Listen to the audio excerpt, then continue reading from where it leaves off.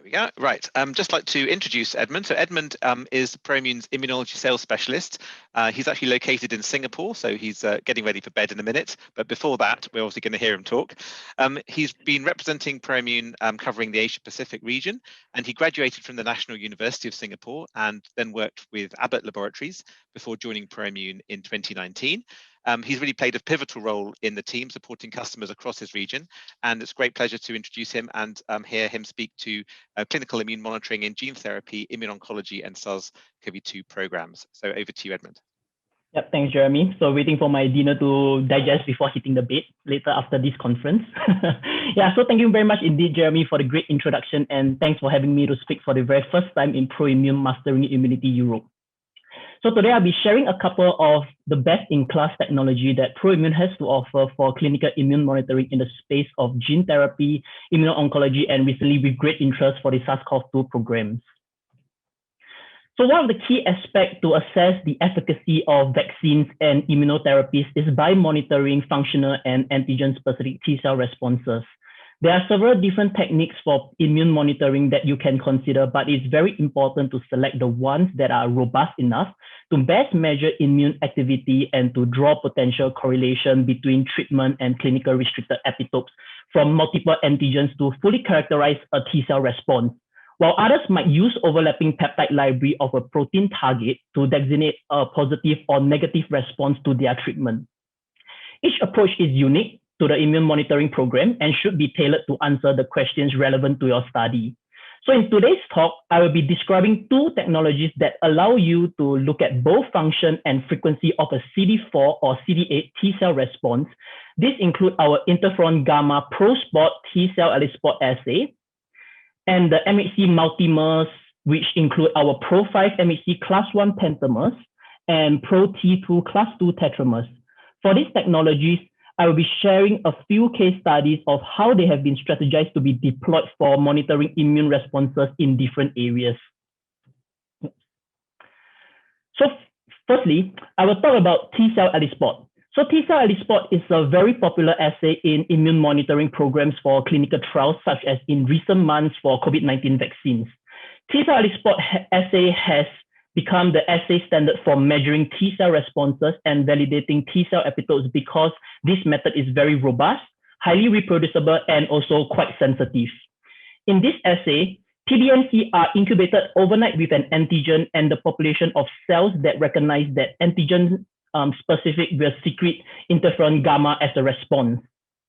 Looking on the right-hand side of this slide, this interferon gamma secreted will be captured in the assay using biotinylated anti-interferon gamma antibody and then visualized with a secondary colorimetric stat that will appear as individual spots on the plate, where each spot representing an interferon gamma producing cell within that well. Having an experienced ELISpot handler, you can detect rare responses as low as 1 cell per 100,000 with low background, and this can be extremely important as the population of these effector memory cells can be very low. Our interferon gamma ProSpot T-cell ELISpot assay that we offer as a service uses a 96 well plate coated with anti-interferon gamma capturing antibody and blocks. As a standard, we thaw the cryopreserved PBMC in this assay and add them at 250,000 cells per well. We run each test condition in triplicate, so it can be quite a cell-intensive assay depending on the number of antigens involved. The test antigens for stimulation can be peptide pools, or whole protein. The positive controls that we use for our ELISpot assay includes PHA and CF ProMix peptide pool, which contains immunodominant T-cell epitopes from CMV, EBV, and influenza. As for the negative control, it is only with media. By using whole PBMC so that we can capture both CD4 and CD8 T-cell responses, alternatively, the CD4 and CD8 populations can also be purified and measured individually given the appropriate length of peptide being used. One of the most important considerations for an ELISpot assay is the cell quality. It is critical that the cells are processed properly and timely after blood draw and using a robust cryopreservation technique to store those cells. So we have been offering ELISpot assay for more than 15 years now, and the expertise that we can provide will assist you from the very early planning stages all the way up to data reporting so that you can have more time to focus on other important matters for your project. In our experience, the very first step in planning for a successful ELISpot study is by knowing the limitation of your own project so that you can know what can and cannot be done. For example, if you know the quantity of blood receiving will be very low due to your study population, then that will result in low cell yield, thus limiting the number of antigens you can evaluate. In such projects, it is important to have a responsive and reliable partner who will work closely with you to determine the study layout, such as knowing the number of antigens that we can test and the number of cells needed from each donor. Once the antigen source has been determined, we will be able to provide the peptide synthesis to include in the assay for you. We have experience in synthesizing large number of peptides from several antigen sources, such as for the Oxford COVID-19 vaccine trial, covering the spike protein, and many other experiences for viral, cancer, gene therapy vectors like AAV, transgenes, CAR T constructs, and many more. We will carefully plan the amount of each peptide required to run the scope of your study and determine an appropriate pooling and allocating strategy based on the frequency of the batches to be tested. So once we have designed and synthesized those peptides, we will be able to offer additional optimization studies for the assay. In certain situations, it may be possible to identify a control donor that may be used in the qualification studies and alongside the clinical samples. One great example is for a gene therapy study that we have performed for our customers searching for a positive control donor that is capable of responding to the viral vector because a portion of the general healthy population may have responses against the viral vector that is used for the gene therapy program. For us to potentially identify a positive control donor, we would use ProImmune PBMC biobank. These PBMC are ethically collected from healthy donors in the UK that have been HLA typed and cryopreserved. We will then select a panel of donors to screen for immune responses against the antigen of interest, like AAV for example, in an ELISpot assay. If there are any donors who respond positively, they can be reserved for the customer. So in here, I have an example which we have done for this gene therapy program. A donor with a positive response to the antigen peptide pool was identified and then used in the subsequent runs. Here you are looking at data for this positive donor across 10 ELISpots with the use of 3 controls, which is PHA, CAEF, and also the negative control media only. So, and the antigen peptide pool of interest, which is labeled as red. In this chart, you can see that we consistently have almost no responses from the media only at this scale, which should turn out as green in the chart if there is a response. So very low background and consistent responses from the positive controls and the antigen peptide pool. Having a positive control donor not only helps to determine the relative positivity for your clinical samples, but also ensuring that the assay is working as it should be. In previous projects for our customer, we have experienced instances where the control donor was responding as it should, while the clinical samples had low responses to all stimuli, including our positive control PHA. So having a control donor included in the study allows us to narrow down those issues with the clinical samples and optimize the low viability and functionality problems associated with the clinical trial samples. Next, there are multiple qualification studies that we can perform on several aspects of an ELISpot assay for your particular study, and these are listed here. We understand that clinical trials can happen all over the world, and that is true for the sample collection too. Usually, there are multiple sites that the blood is drawn, and that may not be even where the PBMCs are being isolated. So ProImmune will work closely with the collection and processing sites to establish a cohesive protocol, because even the slightest details like a centrifugation or the type of tube being used to store those samples can make a major differences in the performance of those cells. Once we have established the protocols, processing site can process samples from healthy donors and send for qualification study for the third-party cell processing and cryopreservation by evaluating the viability and functionality of those cells in an ELISpot assay using our positive controls antigen alongside with ProImmune processed PBMC. This will allow us to look at multiple aspects, includes processing, freezing, and shipping of those cells, which these are the fundamentals that you want to get it right before obtaining that very first precious clinical sample. In a situation where the number of cells you have is limited, we would suggest doing a cell limiting study to determine the optimal cell plating range. The standard that we plate for our ELISpot assay is 250,000 cells per well, but we could potentially do a lower number of cells such as 200,000 or 150,000 and etc. This is to assess how low we can go and still see a response against the antigen of interest, thus allowing you to make the most out of the limited number of cells you have. We can also determine a sample analysis plan and prioritization schedule so that when our lab scientists are calling your clinical samples, if instances that there are not enough cells to run the entire set of antigens, then we will follow a pre-agreed prioritization schedule and skip certain part of the study, which could potentially be a positive control, reduction in replicates, or fewer cells per well. Finally, in the qualification studies, we can also offer an inter and intra-assay variability qualification assay where we do multiple ELISpot in different setup with the test antigen. So here is a chart showing an example where we perform in-house to evaluate 2 ELISpot handlers over 3 days, which adds up to a total of 6 individual ELISpot assay. On the most left-hand side, we have the unstimulated control, which is routinely less than 20 spots forming cells, followed by a positive control, and then 2 test peptides A and B. Looking at the data, you can see that it is quite consistent on different days with different handlers over the 6 ELISpot that is being performed. We have experience in doing this for our customers using their antigen of interest.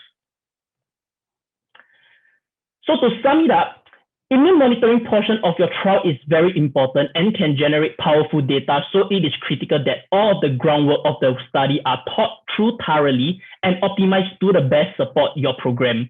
Once the preliminary work has been completed, then you will be able to feel confident that the patient samples will be handled properly and generating reliable data sets for your trial. If you are looking for a helping hand, here in ProImmune, we are experienced in the handling of clinical samples, which includes receipt, storage, and of course, the analysis and data reporting. Here, I would like to showcase some of the ProImmune ELISpot experiences which we have done with different types of antigens for viral and cancer. We have also completed projects from clinical to phase 3 trials that include this collaboration of CAR T study with Celgene, which this is one of our publicly disclosed customers. So if you are interested to find out more about this collaboration with Celgene, there's a great talk given by Priya Suraman during our previous Mastering Immunity a few years ago, where she talks through many of these considerations in setting up the ELISpot with ProImmune for their trial.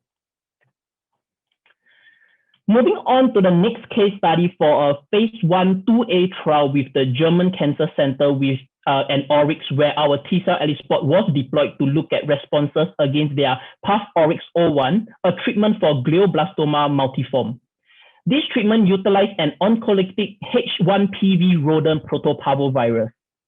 Oncolytic viruses are very promising immunotherapy that helps to turn on the immune system by selectively replicating in cancer cells, which includes specific anti-tumor immunity. So the good news about this rodent virus is non-pathogenic in humans, relatively small, and highly oncoselective. However, unfortunately, there is very poor prognosis for those diagnosed with glioblastoma multiforme, with 50% of patients dying within 12 to 16 months. So these individuals were quite sick and the number of cells available to the clinicians was extremely limited. So after understanding the situation, we developed a 2-step plan to best preserve and utilize the clinical samples. The first step, we first characterize epitopes from both the parvovirus and tumor using parvovirus-infected glioblastoma cell lines matched to the patient's HLA type. We did this by deploying our ProPresent antigen presentation assay, which Jeremy will be describing it in more detail in the later part of this conference. From the ProPresent data, we identified 5 epitopes from 2 parvovirus proteins and 20 epitopes from 18 glioma proteins. So for the second step, We synthesized those peptides identified by ProPresent along with literature-defined sequences to create 4 unique peptide pools, 2 from the glioma, 1 from the virus NS1 protein, and 1 from the virus capsid protein. Those 4 pools were then used to monitor immune responses both pre and post-treatment. Here you see 2 charts for 2 different patients monitored at various time points pre and post-treatment. So on the top panel A, this patient had significant responses to the positive controls, as you can see in the white and gray bar, positive controls, and at each time point, and we can see significant responses to all 4 peptide pools starting from day 61, at day 61 right here. And on the bottom panel B, again, you see significant responses to positive controls at all time points, while the 4 antigens showing responses starting on day 18 with these colorful bars here, which the responses to the virus protein sustain all the way to day 120 for the red and pink bar. So of course, what they were expecting was to have a significant increase in T-cell responses after the treatment was given. So that's good news. Moving on to our next technology, which is our MHC multimers. So this is our Pro5 MHC class 1 pentamers, which we can offer them with flexible labeling options of pre-labeled with RPE, APC, or biotin. Alternatively, we can offer them as an unlabeled option, which allows you to freeze the pentamers down for longer term storage. We have an extensive list of catalog items, which includes 323 cancer-specific and 20 SARS-CoV-2 specific, which they can be delivered in about 1 to 2 days or 1 to 2 weeks. If you are not able to find the specificities on our catalog list, we can provide a custom pentamer synthesis for the mouse, human, and non-human primate alleles, and they can be delivered in about 4 to 6 weeks. There's no better way to showcase the quality and reliability of our pentamers other than being cited in thousands of publications across the world. We are the world-leading MHC multimer manufacturer, and most importantly, we have a team of expert technical support team who can assist you very quickly to any questions that you may have about our products. So here is the case study by Tao Tong from University of Oxford, who have used our pentamers to monitor patients' SARS-CoV-2 specific T-cell responses.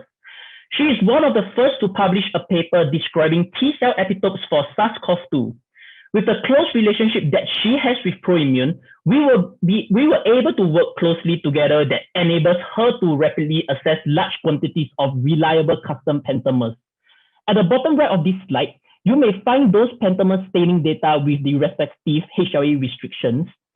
This unlocks the ability to perform in-depth analysis of SARS-CoV-2 T-cell responses in COVID-19 infected patients and vaccine-treated population. If you're interested to find out more about her work, there's a great talk given by Tao Tong during our Mastering Immunity last year. So here is more case study by this Professor Yu Cho Shin from Korea Advanced Institute of Science and Technology. He has successfully stained positively using these 2 pentamers specific to the SARS-CoV-2 spike protein that is A0201 restricted on different infections profile of COVID-19 infected patients in his study. These infection profiles include acute phase, early convalescence, late convalescence, non-severe, and severe. So in-depth analysis of multiple biomarkers dated on pentamer positive cells with a total of 16 biomarkers that includes activation markers, adsorption markers, cytokines, and more. With this data, this paper has shown that the CD8 positive T cells memory formation may have a difference between mild versus severe recovered patients, which indicates that the severity of infection induced a different immune response. Also, it has shown that CD8 positive memory T cells formed in natural infection may have suboptimal responses to reinfection. Therefore, this indicates that vaccination may be required to develop effective memory T cells. Lastly, which the title speaks for itself at the bottom of this slide, PD-1 expressing SARS-CoV-2 specific CD8 positive T cells are not exhausted, but functional in patients with COVID-19. So for those who are interested to find out more about his work, in our upcoming conference, which will be happening during May this year, Yucho will be, and other experts will be sharing some of their SARS-CoV-2 work. So for those who are interested, do feel free to contact any one of us in ProImmune to understand in more details about this upcoming conference that we are organizing. So on the other side of the T cells, we should not forget about the CD4. So this is our Pro-T2 MHC class 2 tetramers to detect antigen-specific CD4 T cells. We offer them as RPE or APC labeled that is ready for you to use, and they are available as 50 or 150 test quantities. We have a total of 180 catalog specificities that includes various viruses, cancer, and also the clip loaded to be used as a negative control. So for the catalog tetramers, they are delivered in either 1 to 2 days or 3 weeks. And if you do not find your desired catalog tetramer, we can offer the customized tetramer, and here are the available alleles for the human and the mouse, and they are delivered in about 7 weeks. So all our tetramers and products are 6-month guaranteed, and we can offer them as biotinylated monomers too. So here are some staining data shared by Ali Ban's group using our HCV tetramers on DRB1501 positive vaccinated donors. The top 2 panels are the staining data at 12 and 22 days culture respectively. And you can see quite a good cluster of antigen-specific CD4 T cells in both of the different number of days of culturing. And the bottom data is using a HLA mismatch vaccinated donors as a negative control.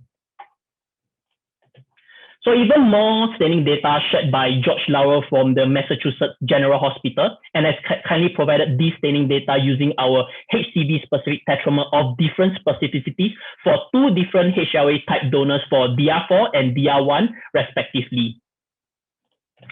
So I have a good news to share with everyone today. So this year, ProImmune has decided to improve our prices by reducing the price for our pentamers and tetramers, as over the years, we have improved our efficiency in production, which allows us to be more competitive in our pricing. The prices are the same across all labeling options that we can offer, so you can select your preferred labels for the same price. Not only that, the price for catalog and custom products are the same, so you can customize products with us without any additional cost at all. In addition to that, we have removed the custom setup charge, so there will be no more additional cost for the custom pentamers that has a non-refundable component in the past. So what are you waiting for? So can contact us to inquire about your desired products or services and get a quote from us. Oops, summary. So to sum up my talk today, for a successful epitope discovery and immune monitoring program, this requires detailed and efficient characterization of antigen-specific T cell epitope for immune monitoring program. In order for us to achieve this, it is important to have access to a wide range of tools such as the ELISpot assay and the MHC multimer technology to enable appropriate and rapid decision making. ProImmune is the world expert and leader in providing MHC multimers to our customer, which has been evidently shown in our publication track records, citing ProImmune. We have the breadth of experience and integrated platform of best-in-class assay that allows you to save time, money, and reduce overall project risk. Jeremy will be sharing more of ProImmune's capabilities that we have to offer as a service in the later part of today's conference, so stay tuned.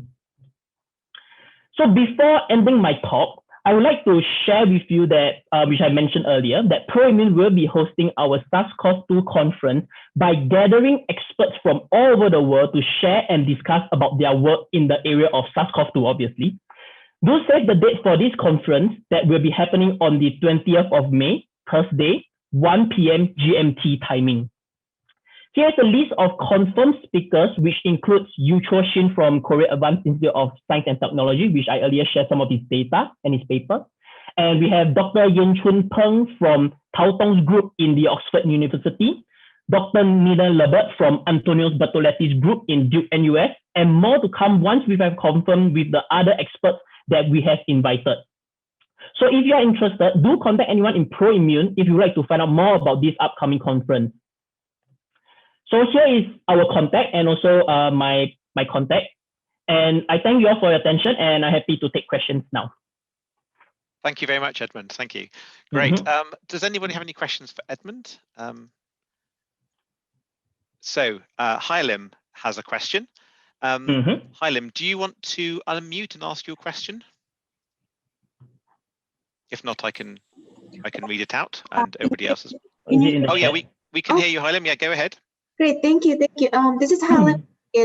Thank you for this beautiful talk. I have two questions. The first one is for those, like for example, like SARS-CoV, that as the spike protein has been shown as immunogenic peptide already, but how about those other therapy like AAV9 gene therapy, where we do not have a very clear idea of what is the immunodominant peptide? So if you want to do use this pentamer tetramer to use it as a monitoring immunogenicity, what will be the best step to identify that? So which peptide of the AAV9 can be used to? Yeah, that's a very good question. So there are several strategies, and Pentamer, of course, is one of the strategies which is suitable and is appropriate to be used to actually monitor all this kind of immunogenicity to the AAV9 gene therapy. But the challenge will be there is that it will be HLA restricted, and we need to know what peptide is it that we are monitoring to be synthesizing them into a pentamer. So another strategy that you might be able to think about in terms of looking at which of the peptide is going to be immunodominant is that you could actually synthesize those peptides covering the AAV9 gene protein, or focusing in one of the protein of the AAV9. And then you could probably do an ELISpot assay to look at some of the functional response to see whether is it functionally relevant to the T cell responses.